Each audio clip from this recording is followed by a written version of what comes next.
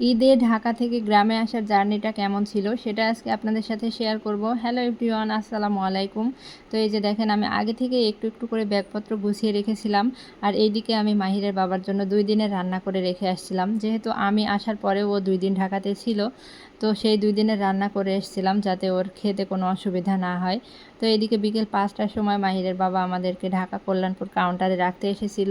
তো এইখানে ও ব্যাগপত্র পাহারা দিচ্ছিল, আর এইদিকে আমি আর মাহির ভিতরে কাউন্টারে বসে বাতাস খাচ্ছিলাম, যেহেতু আস্তে আস্তে খুবই গরম লেগে গিয়েছিল। আর এদিকে আমরা গাড়িতে উঠে পড়েছি, মাহিরের বাবা আমাদেরকে বিদায় দিচ্ছিল।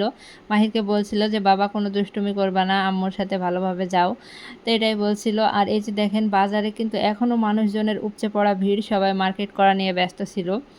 আর আমাদের ঢাকা থেকে বের হতে 4-5 ঘন্টা সময় লেগে গেছিলো, কারণ রাস্তায় যে পরিমাণ জ্যাম ছিল দেখলে বুঝতে পারবেন। গাড়ি একই জায়গায় দাঁড়িয়ে ছিল, আর গাড়ি এইভাবে দাঁড়িয়ে থাকলে বাতাস লাগে না, ভিতরে অনেক গরম লাগে, যে কারণে খুবই কষ্ট হয়ে যায়।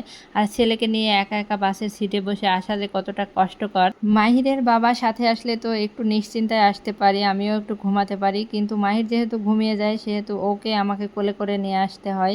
আর এইদিকে দেখেন, অনেক কষ্ট করে সিরাজগঞ্জ হোটেলে বিরতি দিয়েছিল, তো ওখানে নেমে একটু ফ্রেশ হয়ে নিলাম। তারপরে ভাবছিলাম একটু চা খাই, তো এখানে 30 টাকা দিয়ে এক কাপ দুধ চা নিয়েছিলাম। তো চা একটুও ভালো ছিল না, আমার মুখের রিয়াকশন দেখলেই বুঝতে পারবেন।